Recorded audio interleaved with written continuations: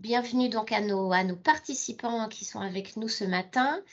Un grand merci et un welcome aussi à Sabrina qui va intervenir et partager avec nous ce matin son expertise du marché hongkongais. Sabrina Chen est responsable des services appui aux entreprises à la Chambre de commerce et d'industrie française à Hong Kong. La Chambre de commerce et d'industrie française à Hong Kong est membre du réseau de prestataires agréés de BCI à l'étranger depuis de nombreuses années. Donc, on a l'habitude de travailler ensemble avec Sabrina. Et donc, le sujet qui nous intéresse ce matin, ce sont les biens de consommation. On va voir comment Hong Kong est considéré comme un hub, si je puis dire, sur cette partie Asie. Le commerce de détail, vous le savez, est l'un des principaux piliers de l'économie de Hong Kong. Sa localisation privilégiée lui permet permet aux acteurs du secteur des biens de consommation, en l'occurrence, d'être proches des vendeurs et des consommateurs. Et puis l'environnement réglementaire, on va le voir ce matin aussi, l'environnement réglementaire de Hong Kong permet d'opérer, d'agir et de faire du business facilement sur cette zone. Donc on va balayer différents sujets ce matin grâce à Sabrina. On va faire un petit panorama général sur Hong Kong. Je vais aller directement au sommaire. On va donc avoir une petite présentation générale de Hong Kong faite par Sabrina. On va voir le marché des biens de consommation précisément. On va faire quelques focus sur certaines catégories produits. On va exposer également les différentes opportunités commerciales qui s'offrent à vous. Quelques conseils d'approche marché, quelques conseils pratiques et clés d'entrée au marché. Sabrina nous fera des recommandations sur comment bien travailler avec Hong Kong, sur la zone de Hong Kong. Voilà, donc on fera un petit point sur les bonnes pratiques des affaires sur Hong Kong. Alors, je ne m'attarde pas sur là j'ai balayé un peu vite, vous avez vu les diapos qui présentent BCI, vous nous connaissez tous et toutes pour la plupart, donc je ne m'attarde pas là-dessus, comme la vidéo sera disponible en ligne sur BCI Info. Voilà, je ne m'attarde pas sur ces différentes diapos. On va rentrer directement dans le vif du sujet de ce matin. Petit point pratique sur le déroulement du webinaire. On n'attendra pas la fin pour des questions-réponses. Ce webinaire, c'est un moment privilégié pour vous, donc n'hésitez pas à intervenir, à poser vos questions à Sabrina, à réagir et à rebondir donc sur ses propos. N'hésitez pas non plus à partager vos expériences, qu'elles soient bonnes ou mauvaises d'ailleurs. N'hésitez surtout pas à activer vos micros, c'est plus sympa, plus convivial que d'écrire vos questions ou nous faire partager vos interventions par écrit. Ceci dit, tout est libre, rien n'est imposé. Donc voilà, sentez-vous libre d'intervenir par écrit ou par oral. Encore une fois, vous avez la chance ce matin d'avoir face à vous une experte du secteur et de la zone, quelqu'un de confiance auprès de qui donc, vous pouvez partager vos expériences et poser vos questions, donc n'hésitez pas. On va démarrer si vous le voulez bien, à moins que quelqu'un veuille déjà réagir, mais si ce n'est pas le cas, on va attaquer le sujet. Donc Sabrina, merci encore d'être avec nous ce matin. Je te laisse la parole pour cette première diapo pour nous présenter le marché hongkongais. Merci Karen et merci Catel aussi. Donc, nous avons échangé pour organiser un webinaire avant l'été. Je pense que ça tombe sur le bon moment. Que maintenant Hong Kong est rouverte, c'est-à-dire on n'a plus les règles de quarantaine, donc c'est tellement une bonne nouvelle pour l'Asie. Donc bonjour Gaël, bonjour Vincent et bonjour Thibault. Je suis Sabrina de la Chambre française à Hong Kong et je suis tellement ravie d'organiser cette session avec BCI parce que la dernière fois ça a daté plus longtemps avant d'aborder les sujets sur la présentation générale de Hong Kong et aussi surtout sur le secteur de biens de consommation. Et comme vous connaissez peut-être, surtout Thibault, et aussi Thibault et votre collègue qui sont basés à Hong Kong, en fait, ici, le marché hongkongais, il est à tellement d'atouts ici. C'est pour que ça qu'il y a tellement de business, de commerce qui se passe ici. Donc, tout d'abord, vous voyez ici sur ce plan, en fait, Hong Kong est basé sur une position très stratégique. Elle est située au cœur du continent asiatique et donc avec 5 heures de vol, vous connecteront à la plupart des marchés de la région Asie-Pacifique. Je pense que votre entreprise aussi se passe à Hong Kong et avec plein d'activités à côté avec nos voisins. Et surtout pour le marché chinois, on parle de mainland chinois, Hong Kong est idéalement situé le côte sud de la Chine continentale et cela facilite les trajets depuis Hong Kong en direction de Pékin, Shanghai ou des autres grandes villes. Et à part de ça, en fait, Hong Kong est une région spéciale administrative de la Chine, de la République populaire de Chine, relativement autonome dans tous les domaines, à l'exception des affaires étrangères et de la défense, en vertu de la déclaration sino-britannique en 1984. Et Hong Kong conserve son propre régime politique, économique et judiciaire. Donc ça, c'est très différent pour faire, il y a des avantages pour faire le business ici à Hong Kong. Et cette particularité est souvent résumée par, vous avez entendu parler, un pays de système. Dans la plupart des entreprises choisissent d'établir à Hong Kong pour la stabilité de son environnement politique, sa gouvernance pro-entreprise et de son libre de marché. Voilà. Et en fait, aussi, Hong Kong est une ville très prospère. Donc, Hong Kong fait partie des économies les plus riches du monde et s'appuie notamment sur son secteur financier. Le tourisme, donc le tourisme est lié avec le bien de consommation, ainsi food and beverage, voilà, et ses activités de commerce et logistique, voilà, parce qu'ici, notre transport, un hub logistique pour lier à la Chine continentale, ou l'Asie du Sud-Est. Je trouve ça, c'est tellement, comment dire, on dit, très pratique pour les commerces. Et dernier, les services aux professionnels. Et ici, peut-être, je vous pose une question. Je ne sais pas si vous avez entendu parler de la zone de Greater Bay, donc Greater Bay Area. Voilà, tout à l'heure, j'ai montré un plan donc, avec Hong Kong et la Chine continentale. Et ici, en fait, dans le sud de Chine continentale, il y a une région qui s'appelle la Greater Bay Area. En fait, cette région de la Grande Baie Guangdong, Hong Kong, Macao, en fait, comprend les 2 régions administratives spéciales de Hong Kong et Macao, ainsi que les 9 municipalités du continent. Voilà, donc vous voyez ici, il y a quelques villes. En fait, c'est sur le mainland China, avec Hong Kong et Macao dans le sud. Voilà. Et ici, en fait, la superficie totale est d'environ de 56 000 km². Donc, c'est assez grand. D'après les derniers chiffres fournis par la province du Guangdong, le gouvernement de la région administrative spéciale de Hong Kong et le RAS de Macao, la population totale de ce GBA maintenant est supérieure à 86 millions d'habitants. Donc, sur ce plan, en fait, j'ai trouvé que une ancienne image, mais maintenant, il y a de plus en plus de population qui est ici. Donc, c'est un marché hyper grand et le PIB s'élève à plus de 1600 milliards de dollars en 2020. Et pourquoi cette région est tellement... pourquoi cette région est tellement importante? Parce que le développement de GBA se voit accorder le statut de planification stratégique clé dans le plan de développement du pays et avait une grande importance dans la mise en œuvre du développement axé sur l'innovation et l'engagement du pays. Et les objectifs sont approfondis, la coopération entre Guangdong, Hong Kong et Macao, d'exploiter pleinement des avantages composites de 3 endroits, de faciliter une intégration approfondie au sein de la région et promouvoir un développement économique régional coordonné. La page suivante, peut-être.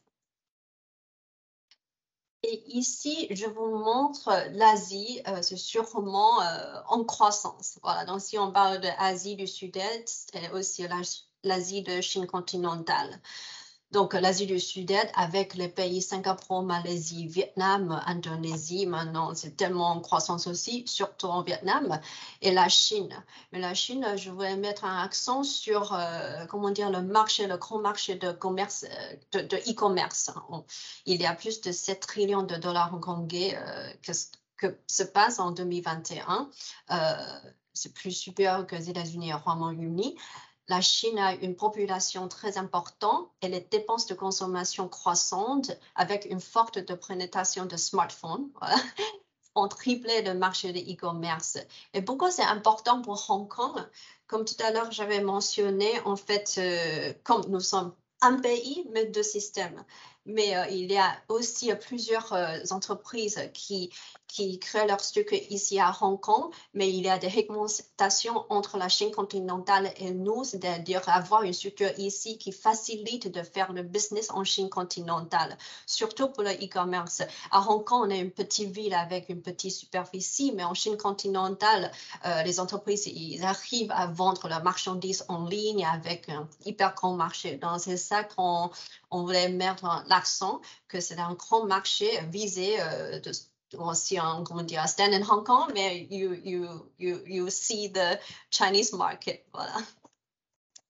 Et la page suivante, peut-être vous connaissez déjà, tout à l'heure mentionné aussi avec Rehan, Hong Kong, il y a beaucoup d'atouts de créer une structure ici, de faire de business avec les Hongkongais. Hong Kong fait partie des juridictions les plus simples pour l'établissement de la gestion d'une activité commerciale, qui sont des facteurs clés pour les entrepreneurs et les entreprises, peu importe la taille. Sa position géographique, stratégique, la productivité de sa manœuvre et aussi la stabilité de son cadre politique, sa fiscalité allégée, son environnement pro-entreprises, tout ça, ça fait la différence avec nos voisins dans les pays asiatiques. Je vais un petit peu plus en détail de chaque point. Ça vous donne peut-être une idée. Par exemple, si on parle de fiscalité avantageuse, en fait, la fiscalité, une des premières considérations de tout entrepreneur ou toute entreprise qui souhaite établir une activité commerciale ici. Hong Kong peut se targuer à avoir une fiscalité les plus faibles au monde entier. Si on prend un exemple de l'impôt sur le revenu des particuliers, des impôts des salariés, qui varient entre 2% et 17%. Donc, c'est tellement bas. Et si on parle d'impôts sur les sociétés, donc vous voyez ici sur le diaporama, c'est 16%, 16,5% des profits imposables pour les structures établies sous forme de société. Voilà, plus de dépasser 2 premiers millions Hong Kong dollars. Et le deuxième point, c'est un environnement très favorable aux affaires. Et, parce que cette ville est reconnue pour sa simplicité de l'établissement. La constitution d'une société prend environ 2 semaines. On dit à 4 jours. Ces infrastructures sont excellentes et on y trouve de nombreux bureaux et locaux commerciaux. Et surtout la protection des droits de propriété intellectuelle. Je pense que ça, c'est important aussi pour bien de consommation. Est très solide et repose sur des recommandations strictes. Plusieurs canaux de résolution des litiges sont accessibles aux entreprises et la simplicité des niveaux modérés de la fiscalité attire tellement des étrangers aussi. Et aussi, il y a des soutiens aux entreprises proposés par le gouvernement. Je prends quelques exemples. HKTDC, en fait, c'est le Conseil de développement commercial de Hong Kong ou Hong Kong Productivity Council. Ce sont des organisations gouvernementales et de temps en temps, ils lancent des différents soutiens auprès des entreprises ici à Hong Kong ou, par exemple, les entreprises qui souhaitent voyager à Hong Kong et participer au salon. Vous pouvez tous bénéficier de ce genre de soutien local, voilà, ou des conseils proposés par le gouvernement. Et aussi, Hong Kong est une économie la plus libre du monde. En fait, vous connaissez, donc tout à l'heure, j'ai mentionné, c'est une ville très prospère. La solidité de la croissance des 2 dernières années a permis à gagner un moyen de PIB de 5% par an. Il n'y a pas vraiment de restrictions sur les investissements entrant et sortant. Donc, ça facilite les transactions, les activités commerciales. Il n'y a pas de contrôle des échanges et aucune restriction aux investissements étrangers. Le système bancaire est assez simple, c'est pour ça le secteur financier est tellement dynamique ici. Donc, tout ça, ça fait aussi les avantages de Hong Kong.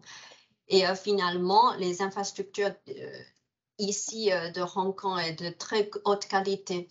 Donc, Hong Kong prend toujours des mesures pour améliorer la qualité des infrastructures et satisfaire les besoins des entreprises. La ville elle est connue par un des meilleurs aéroports, les ports, dans les ports logistiques, les plus actifs du monde. Les services de transport sont peu onéreux, donc il n'y a pas de grève, il n'y a pas de suspension. Donc ici, la vie va tellement vite et si on parle de, comment dire, des infrastructures téléphoniques, tout ça, le Wi-Fi, en fait, l'innovation et infrastructures sont quelque chose que le gouvernement de Hong Kong met accent également. Donc, il y a toujours, maintenant on parle de 5G et tout ça, ça facilite aussi l'avancement des business. Et la page suivante. Merci Sabrina. Alors avant de passer au point 2 sur le marché des biens de conso, peut-être qu'il y a des questions sur cette première partie, notamment sur ce dernier point abordé là sur les avantages de Hong Kong au niveau implantation ou réseau d'affaires local. Est-ce qu'il y a des questions sur ce point ou on avance? Pas de questions. Sabrina, par rapport à Singapour, qui est aussi souvent en fait cité, en tout cas dans les destinations envisagées par les sociétés étrangères qui souhaitent s'implanter sur la zone, dans quelle mesure du coup Hong Kong peut être un atout plus que Singapour? Enfin, est-ce qu'il y a des domaines ou des secteurs en l'occurrence particulièrement favorables? Oui, il y a tout le monde qui compare Hong Kong avec Singapour. Je pense que le plus important, merci pour cette question, parce que c'est aussi la question on répond plus souvent. Je pense que Hong Kong, si vous pensez à, comme on dit tout à l'heure, j'ai mentionné fiscalité, en fait, ici, notre système fiscalité est vraiment plus avantageux que Hong Kong. Ici, on a des impôts hyper bas. Ouais, avec Singapour, nous avons un impôt hyper bas. Et par exemple, pour lancer une entreprise, soit c'est Limited Company, donc qui ressemble à SARL, ou Sole Proprietorship, ou bureau de représentation. Comment dire, le processus, ça se fait dans une semaine ou deux. Juste ce matin, on a ouvert 2 sociétés ici à Hong Kong et la personne, en fait, elle est arrivée hier. Donc, tout d'un coup, OK, préparez les papiers. À la fin de la semaine prochaine, il aura son entreprise fondée. Donc, ça, je pense que c'est beaucoup moins compliqué que Singapour. Et en plus, si vous visez la Chine continentale, si vous aurez des activités en Chine, pour Hong Kong, pour faire la logistique et aussi des impôts, en fait, maintenant, de plus en plus, il y a des bureaux de représentation des différentes villes de Chine qui représentent à Hong Kong, qui peuvent vous aider, surtout dans les villes GBA. Donc, tout ça, en fait, pour viser la Chine continentale, Hong Kong est vraiment pratique et pour lancer son business. Par contre, si vous aurez un marché dans l'Asie du Sud-Est, peut-être vous pouvez partir de Singapour. Mais en fait, Hong Kong est stratégiquement bien placé en Asie. Donc, si on compare les deux, je choisirais Hong Kong parce qu'on peut viser la Chine continentale et en même temps, on peut viser aussi l'Asie du Sud-Ouest avec un processus plus court. Voilà.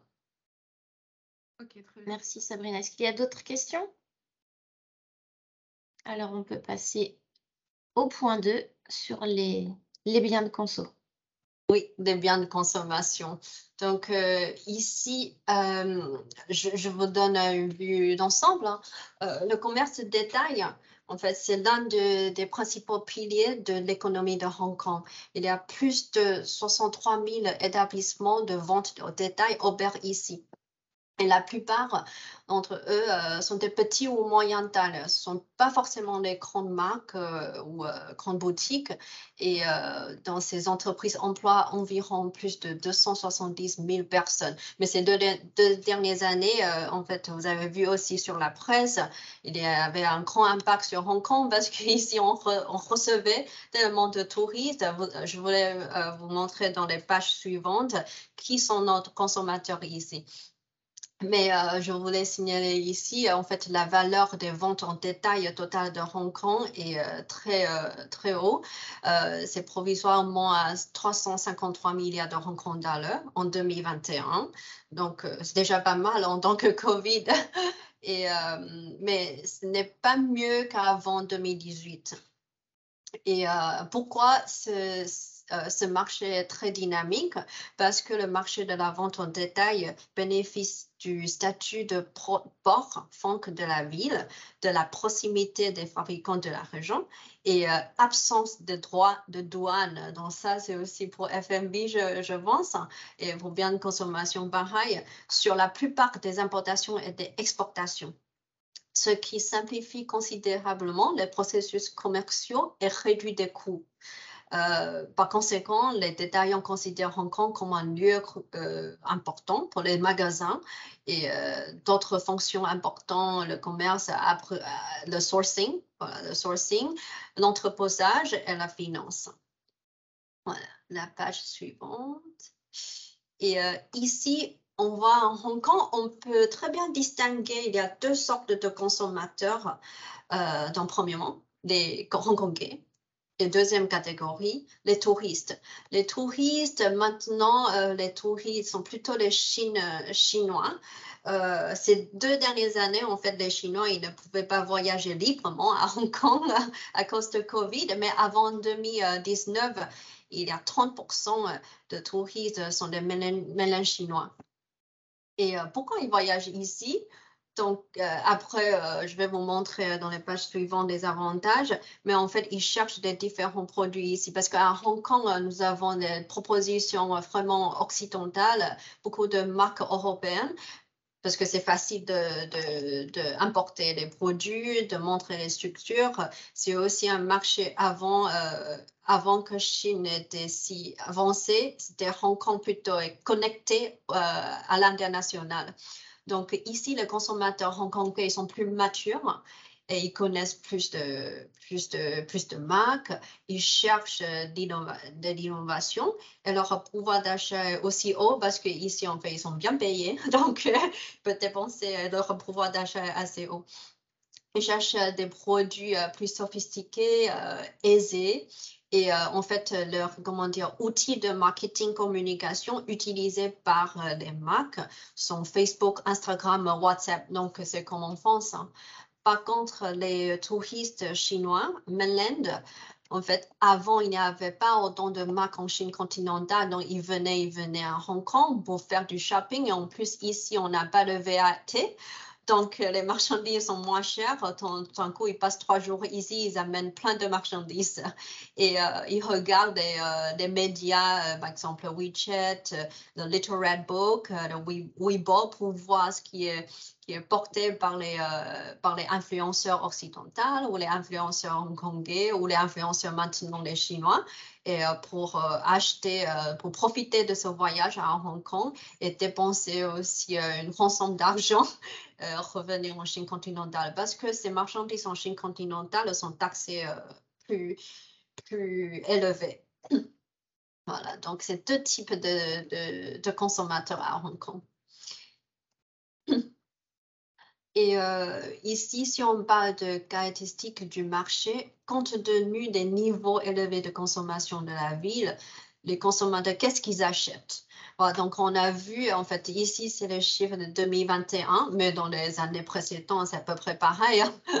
Donc, des luxes, des luxes bijoux, montres, horloges, des vêtements prêts à porter, chaussures, des produits tout ça, prêt à porter de la mode, l'alimentation, bien sûr.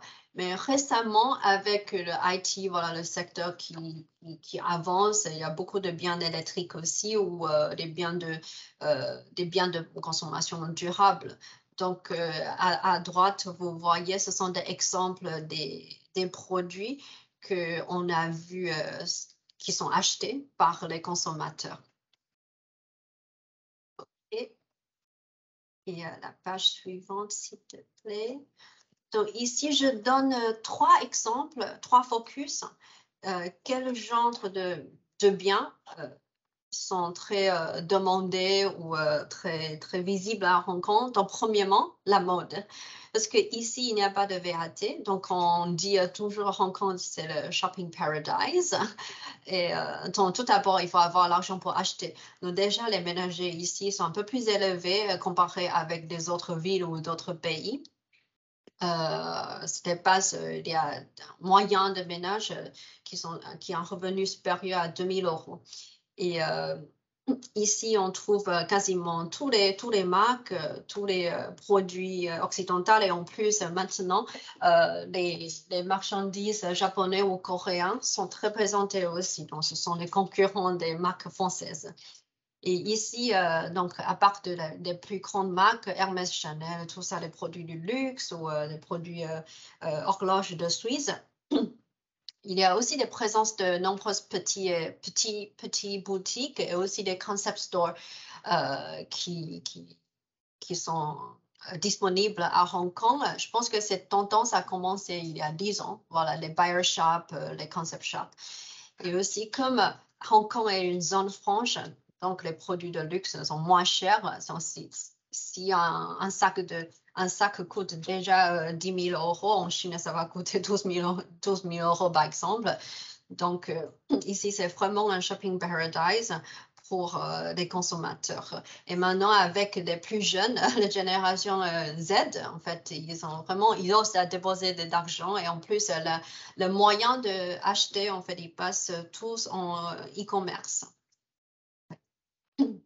La page suivante, s'il te plaît. Tu disais juste un petit commentaire, oui. Tu disais du coup les marques coréennes, japonaises, etc. commencent à concurrencer. Donc ça veut dire que du coup il y a un souci des consommateurs d'acheter des marques. Enfin, est-ce que c'est dans un souci de...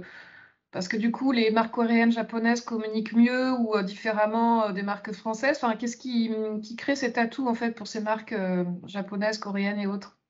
Je pense qu'il y a 2 axes. C'est une très bonne question aussi. Merci, Katel. Donc, premièrement, culturel, comme nous sommes asiatiques. Donc, les Japonais, Coréens, par exemple, si on parle de cosmétiques, en fait, on ressemble plutôt les Coréens, Japonais. Voilà, le traitement de la peau ou tout ça, ça ressemble à la même culture. Donc, déjà, ça, c'est le choix. Mais deuxièmement, sur l'outil de marketing, c'est vrai. Je pense que les Japonais, ils font un très bon travail de marketing. Donc, les moyens de marketing sont un peu différents. Mais ça dépend. Pourquoi les marques de luxe, les marques françaises ont toujours, référencé comme bonne qualité parce que c'est de bonne qualité. Premièrement, c'est vraiment de bonne qualité. Si on parle vraiment de luxe, on pense de la France, on pense de l'Italie, voilà, par exemple. Mais par contre, pour les Japonais ou Coréens, ce sont plutôt les biens de consommation, les produits cosmétiques prêts à porter ou voilà, on parle de skincare, donc soins personnels. Donc, il y a de différentes catégories. Mais récemment, juste très récemment, en 2021, 2020, il y avait une et deux grandes chaînes japonaises qui rentraient dans le marché. Par exemple, peut-être si vous êtes à Hong Kong, vous voyez Donkey Donkey pour food and beverage, pour biens de consommation. Ils vendent tellement des produits soins personnels ou des shampoings, des cosmétiques, tout ça. Et c'est un peu comme une hyper grande parapharmacie, c'est ça?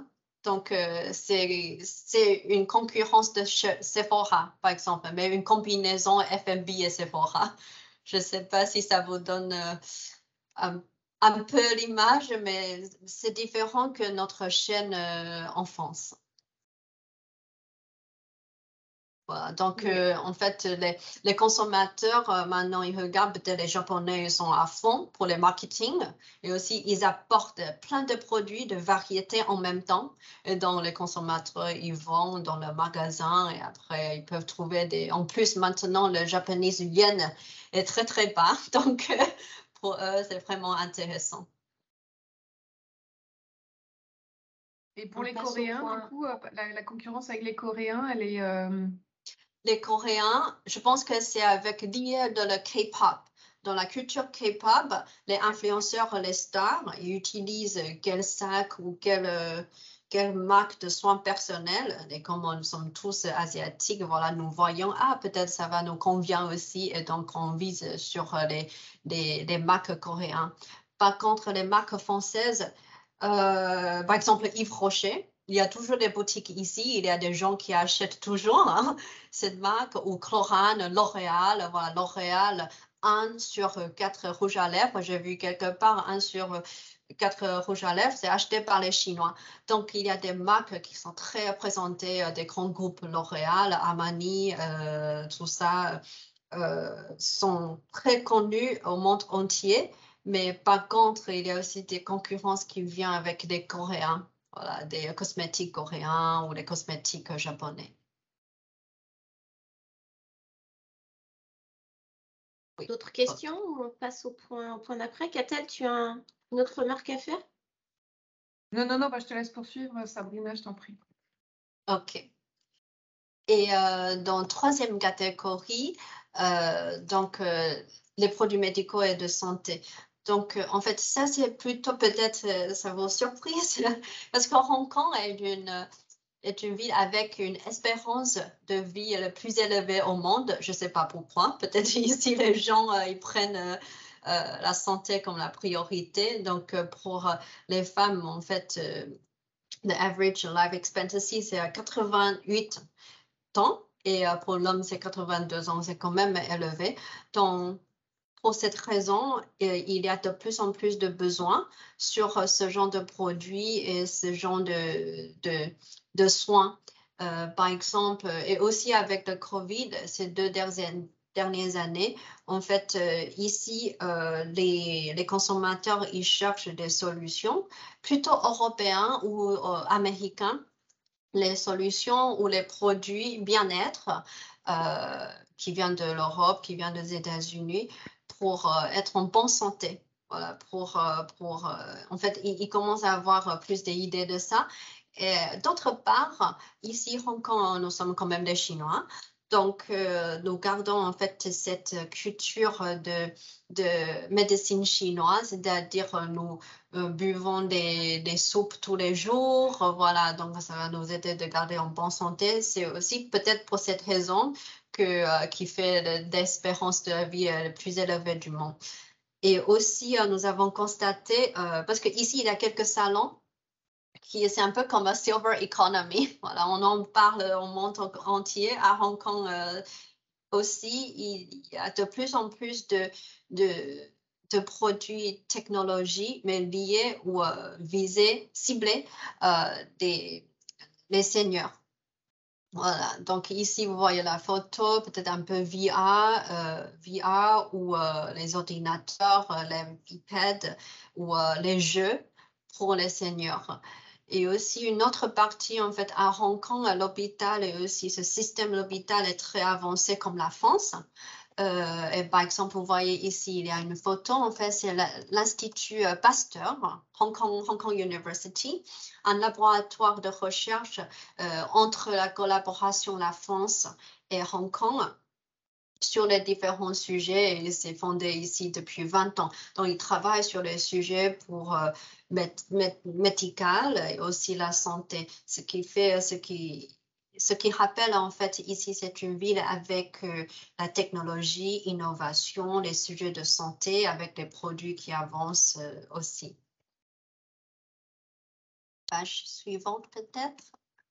Donc ici, les canaux de distribution. Voilà, donc les activités de vente au détail sont hébergées dans différents types d'installations. Donc, notamment à Hong Kong, nous sommes une petite ville. pas comme en Chine continentale, tout se passe la plupart en boutique physique. Donc ici, vous voyez plus de choix en boutique physique. Les boutiques dans la vue, des marchés ou les concept stores, les parapharmacies. Avec Covid, il y a de plus en plus de e-commerce, mais comme ici les Hongkongais, on est sur une petite superficie, donc on descend 2 minutes, on est au supermarché. Donc, pour les produits luxe, hein, donc ça se passe dans les grands magasins ou magasins spécialisés. Et aussi des produits de beauté, c'est-à-dire par exemple comme Sephora ou des concept stores fondés par les entreprises, des fondateurs français ou européens qui achètent ou qui font importer les produits européens et qui revendent ici à Hong Kong.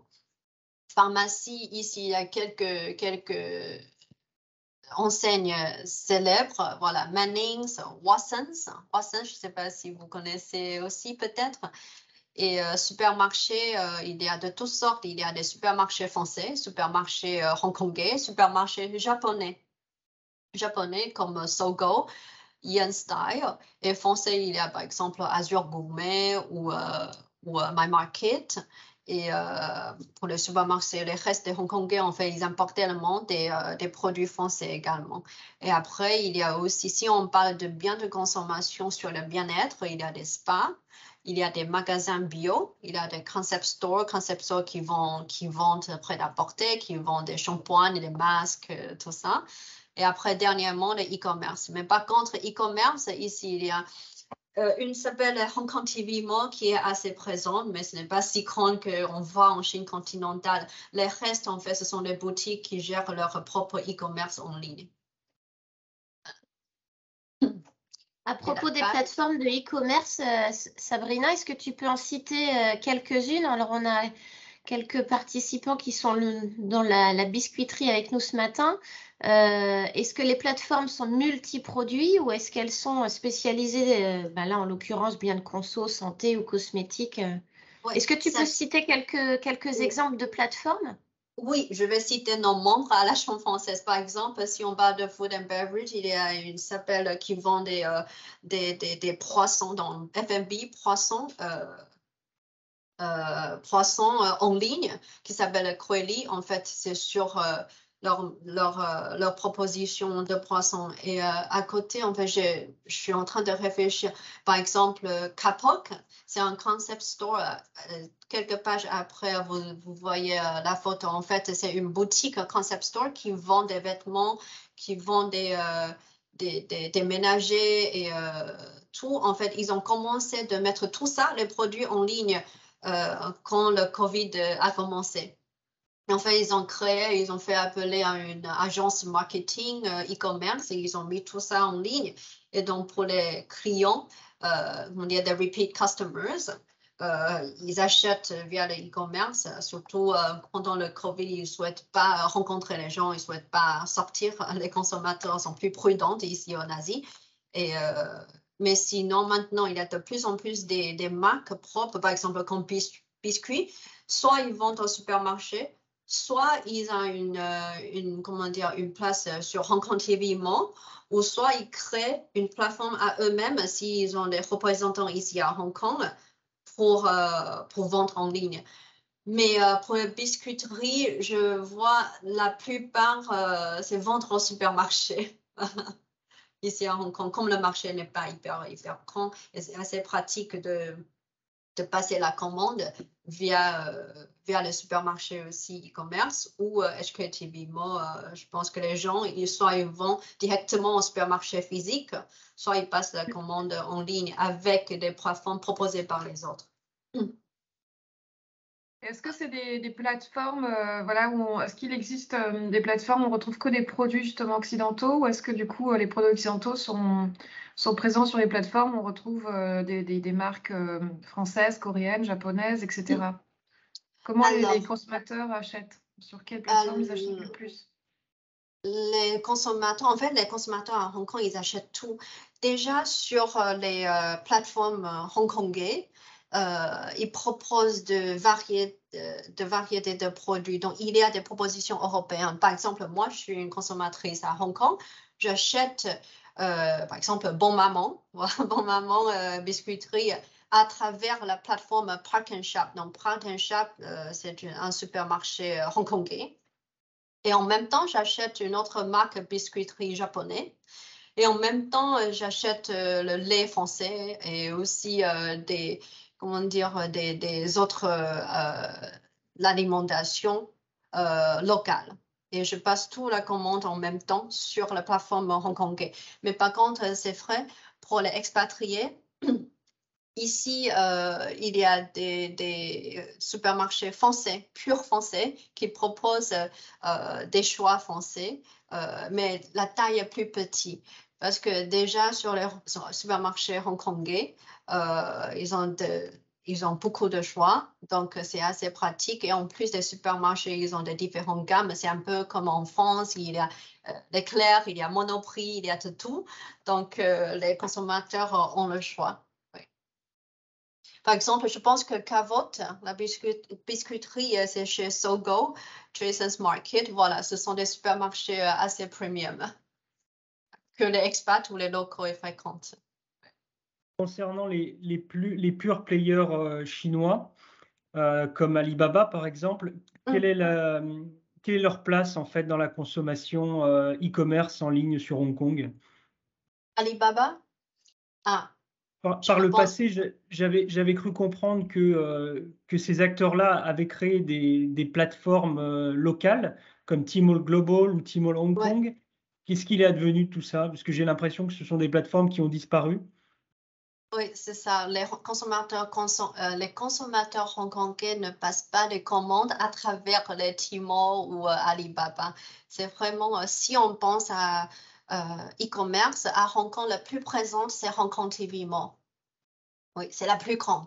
Parce qu'ici, on est petit, donc il suffit d'avoir un agent. Une plateforme. Mais par contre, je vois aussi, il y a de plus en plus de Chinois qui vivent à Hong Kong, qui travaillent à Hong Kong. Et en fait, les Chinois de mainland, ils gardent leur habitude de passer les commandes via Taobao ou via Tmall. Et après, ils peuvent livrer à Hong Kong. Oui. Mais c'est différent. Par exemple, moi, je suis pas chinois de mainland. En fait, je suis locale, donc je passe mes commandes dans les boutiques physiques et par Hong Kong TV Mall ou dans les magasins français ou japonais. Par contre, il y a une communauté chinois, vraiment. Donc, ils ont plus d'habitude et ils ont gardé ces habitudes. Ils ont vécu là-bas. Donc, Chine continentale, de passer par Tmall et Taobao. Donc, il y a de plus en plus de livraisons Taobao. En vrai, on voit, si vous voyez Shenfeng dans la rue, c'est la livraison pour Taobao. D'accord. Merci. Oui. Et donc, pour ça, nous pensons qu'il y a quand même des opportunités sur les différentes catégories de produits qui peuvent rentrer dans ce marché. Premièrement, si on parle de la santé, avec le Covid, et aussi c'est un sujet mondial, donc c'est un sujet que tout le monde est en conscience. Donc, on regarde par exemple les vitamines, les produits de bien-être, on en achète, et surtout ce genre de produits, c'est mieux qu'on achète avec les Français, donc les Européens ou les Australiens ou les Américains. Voilà, il y a plus de crédibilité sur ce genre de produits ici à Hong Kong. Vêtements de sport, c'est lié à la santé aussi. Les gens font de plus en plus de sport. C'est bien pour garder la santé. Donc, ici, vous voyez, très récemment, c'est amené par Rue Madame, par exemple, Sweaty Betty. Vous voyez, c'est les vêtements de yoga. Donc, tout ça, ça marche assez bien récemment à Hong Kong. Et aussi les soins pour hommes. Soins pour hommes, c'est lié aussi à la culture chinoise maintenant et aussi la culture de K-pop. Donc, pas forcément les femmes comme nous, mais aussi les hommes maintenant, ils mettent un peu dans, voilà, eyeliner, voilà, rouge à lèvres. Donc, c'est petit à petit en croissance. Et après, ce sont les produits durables, naturels et biologiques qui sont plus demandés parce que c'est bien pour l'environnement et c'est bien pour eux-mêmes. Et aussi, voilà, et oui, la France. Maintenant, si on parle des marques françaises. Voilà, donc bien qu'il existe déjà nombreuses marques françaises à Hong Kong, il y a toujours une opportunité pour les marques, d'autres marques françaises, quelles que soient les plus petites marques. Jusqu'à très récemment, nous voyons encore des marques plutôt lifestyle sur le marché et qui sont fondées par les entrepreneurs qui vivent déjà à Hong Kong, donc qui ont quitté leur travail, qui ont fondé leur entreprise, ou des entrepreneurs, comment dire, ils souhaitent proposer leur offre à travers des partenaires ici à Hong Kong. Par exemple, ici, vous voyez rue Madame. En fait, c'est une boutique qui propose des différentes marques prêt-à-porter femmes. Et donc, il y a une dizaine, je pense qu'il y a une dizaine de marques françaises. Et en fait, la fondatrice, elle continue à apporter des nouvelles marques. Et comme elle a commencé, bon, il y a presque 10 ans avec une boutique. Et maintenant, je pense qu'elle a 10 boutiques à peu près. Voilà, 10 boutiques et dans des grands magasins aussi. Et dans le domaine cosmétique et soins personnels, tout à l'heure, on a parlé un petit peu. C'est toujours bien Caudalie, Yves Rocher, Chlorane, L'Oréal, tout ça. Donc, c'est quelque chose, en fait, des consommateurs asiatiques ont confiance. Donc, les marques françaises, cosmétiques, soins personnels, ça, donc c'est comme un stamp, voilà, c'est validé de qualité. Mais après, il y a aussi des concurrences japonais et coréens. Par contre, si ce sont des marques chinoises, en fait, même si nous sommes chinois, nous achetons aussi les marques européennes. Voilà, c'est lié à la qualité. Et après, il y a des concept stores, par exemple, ceci qui s'appelle Kapok.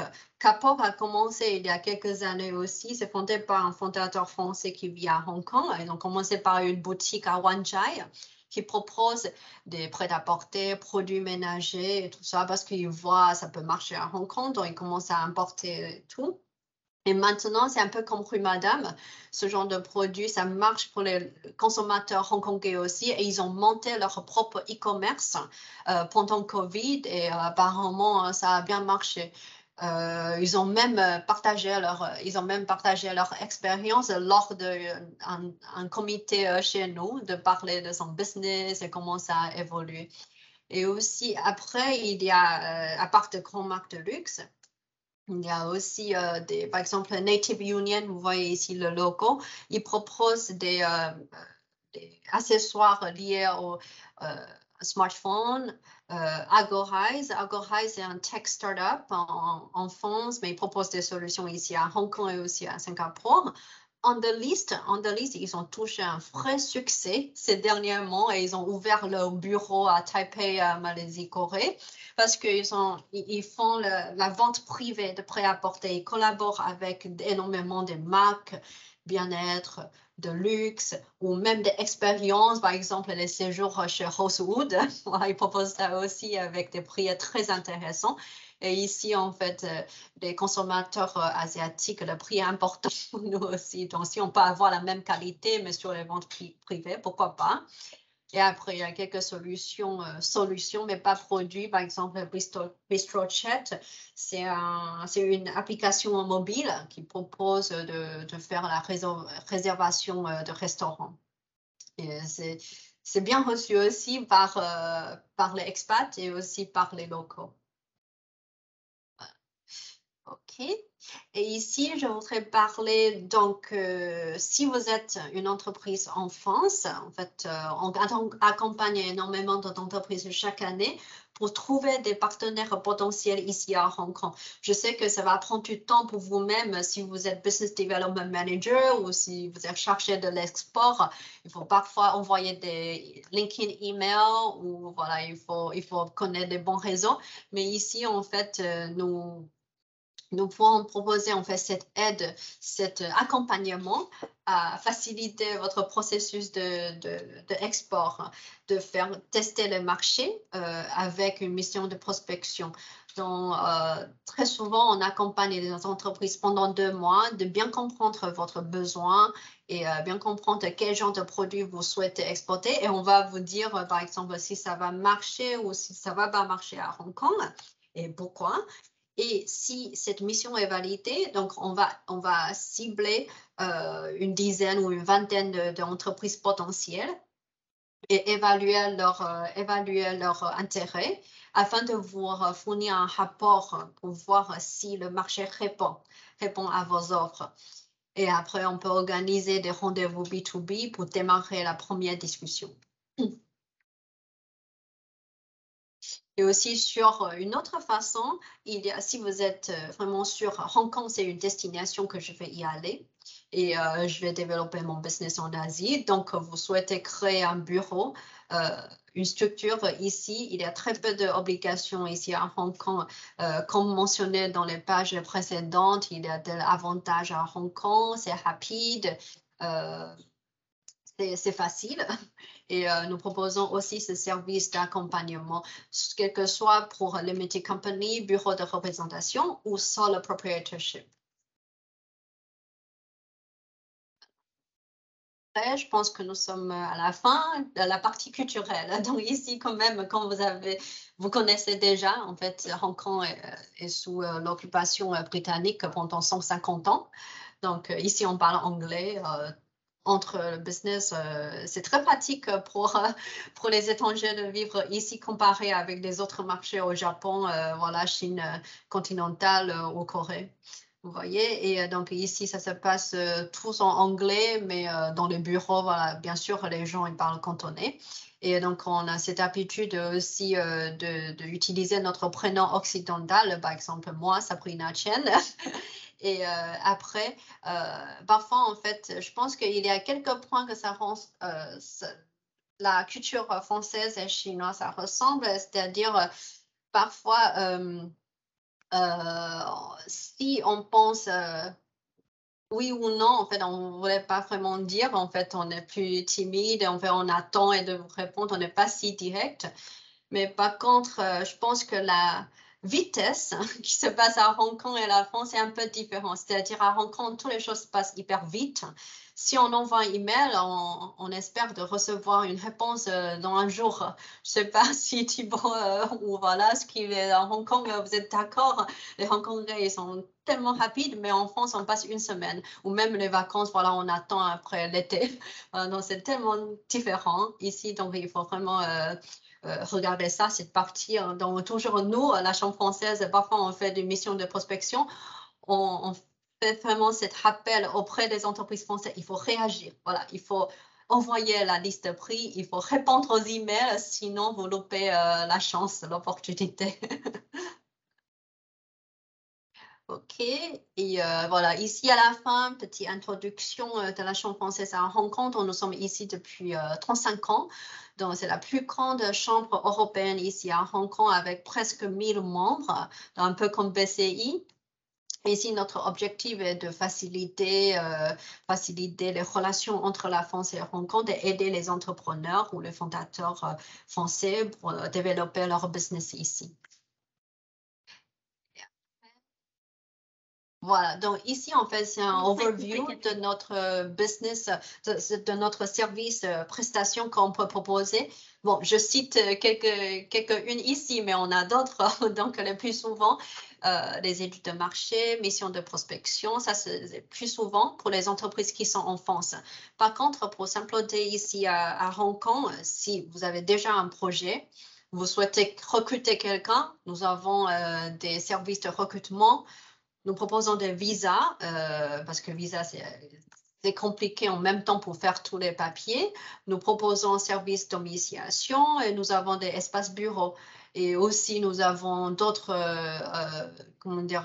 prestations, par exemple, commerce à temps partagé, accompagnement au salon et tout ça. Donc, c'est vraiment des prestations sur mesure pour les entreprises françaises. Et en plus, je pense que le plus important, ici, nous avons une équipe multilingue. Donc, par exemple, moi, je suis asiatique, mais je parle français, je connais la culture asiatique, donc ça facilite la conversation. Est-ce que vous mettez aussi à disposition, Sabrina, le réseau des époux des membres de la CCI pour aussi, tout à l'heure on parlait de partager les expériences avant de se lancer sur le marché hongkongais. Est-ce que vous favorisez aussi ces échanges-là et organiser des événements Alors, pour que les entreprises françaises déjà implantées puissent partager leur expérience et les choses à ne faire et à ne pas faire avant d'y aller? Alors, nous organisons ce genre d'événement, inviter en fait des membres à parler de leur entreprise. C'est plutôt pour les événements visés à nos membres. Voilà, donc en fait, de temps en temps, on organise, en fait, ce sont des échanges passés autour de la communauté. Mais nous pourrons peut-être proposer en interne pour voir si c'est possible d'organiser ce genre d'expérience, partage auprès des entreprises en France. Merci beaucoup. On arrive au terme de ce webinaire. Est-ce qu'il y a des questions avant que nous nous quittions? Si vous n'en avez pas maintenant, sachez, alors je le répète à chaque fois, mais il est très très facile. Il y a de l'écho, vous m'entendez? Ah oui, c'est bon. Tu veux bien éteindre ton micro? Ton micro. Ouais. Juste une petite question. Bonjour à tous. Je suis arrivé en retard. Bonjour Vincent. Au sujet des espaces bureaux que vous avez à Hong Kong, c'est à Central, c'est ça? Oui, c'est ça. Vous êtes la bienvenue. Vous êtes à Hong Kong? Ah bah j'entends plus. On pourrait rencontrer. Je vous présente la chambre. Ouais, j'étais venu. Attends, je vais dans mon micro parce qu'on est tous les deux dans la. Donc du coup, oui, c'est à Central, c'est bien ça, on est d'accord? Oui. J'avais dû le visiter il y a 5 ans, quelque chose comme ça. Ah, il y a 5 ans, nous avions un espace bureau un peu plus grand. Maintenant, c'est plus petit, mais nous le gardons quand même. Et je pense que nous avons quand même à peu près 10 entreprises ici, qui est juste à côté de notre bureau, la Chambre française, qui aussi partage notre vie, quotidienne, participer à nos événements, cette communauté. Donc, c'est tellement pratique. Donc, l'adresse à Central est très pratique et aussi la communauté. Ok. On va peut-être passer vous voir prochainement. Oui, bien sûr, bien sûr. Très bien, merci. Je vous en prie. Et donc, si vous avez besoin, à défaut d'avoir la chance d'être sur place et d'aller directement rendre visite à Sabrina, il est très très facile d'organiser des visios. Donc, n'hésitez pas à contacter Catel ou Eric Voulant, enfin votre chargé d'affaires BCI, pour qu'on organise une visio avec Sabrina. Et puis, creuser un peu plus vos projets, répondre à vos questions. Je sais que parfois, c'est pas forcément facile ou vous ne souhaitez pas forcément poser vos questions devant les autres participants, c'est plus facile de le faire en off. Donc, n'hésitez pas à revenir vers nous. Vous avez mes coordonnées dans le mail d'invitation que je vous ai envoyé. Vous avez les coordonnées de toute l'équipe sur le site web de BCI. Donc, on est à votre entière disposition avec Sabrina pour répondre à vos questions et vous accompagner dans vos projets. L'email de Sabrina, il est là. L'email de Sabrina, il est là. Ok, on va l'avoir. Très bien. Oui, notez-le parce que la présentation ne sera pas en ligne sur BCI Info, il n'y aura que cette vidéo. Donc, je reste un petit moment sur la diapo pour que vous puissiez, quand vous visionnerez la vidéo, pour que vous ayez les coordonnées de Sabrina. Oui, ou sinon, vous pouvez m'ajouter sur LinkedIn, donc tapez Sabrina Chen et voilà, je vous passe mes coordonnées email. Et après, je vois aussi mes collègues Rachel et Amanda, en fait, ce sont les spécialistes sur les missions de prospection et création de sociétés. Donc, ce sont les collègues voilà, de CCI Hong Kong. Je vais vous ajouter tout de suite, Sabrina. Sabrina.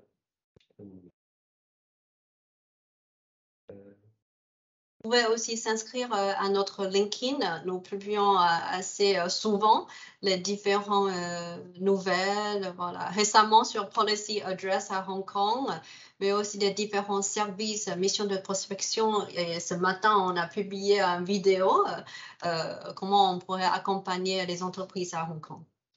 Très bien, super. Bonne reco. Merci. Merci à vous et merci à Karen et à Catel encore une fois, même si on n'est pas si nombreux aujourd'hui, mais je pense que c'est une très bonne occasion pour nous d'échanger, voilà, d'échanger sur les questions. Et si vous avez d'autres questions, n'hésitez pas à envoyer à Catel, on peut très bien organiser une autre visio, passer à la chambre, voilà. On est à votre disposition. Et pour Vincent et Thibaut, je l'ai dit à Gaëlle tout à l'heure, une autre participante qui est dans le même domaine que vous. Ouais, en début de sur webinaire. LinkedIn aussi, donc oui. on se connaît bien, entre Goûter Magique et Logmaria, on se connaît assez bien. J'imagine. Mais pour info, je vous donne un petit scoop. On a échangé avant l'ouverture du webinaire avec Sabrina. On va programmer, je vais programmer début 2023 un échange agroalimentaire avec Sabrina sur la zone Hong Kong. Donc, il y aura quelque chose de vraiment spécifique agro en début 2023. Vous recevrez les infos, ce sera dans l'agenda sur le site web. Donc, voilà. Après, gardez l'idée en tête en tout cas. Écoutez, je vous souhaite une bonne fin de journée à toutes et à tous. Merci encore pour votre présence ce matin. Prenez bien soin de vous. Je vous dis à très bientôt pour de nouveaux webinaires BCI et autres événements que l'on peut vous proposer dans l'agenda sur le site internet de BCI. Catel, bonne fin de journée à toi aussi. À très bientôt. Au revoir. Merci beaucoup. Merci. Au revoir, à bientôt. À bientôt. Bonne journée. Au revoir. Au revoir.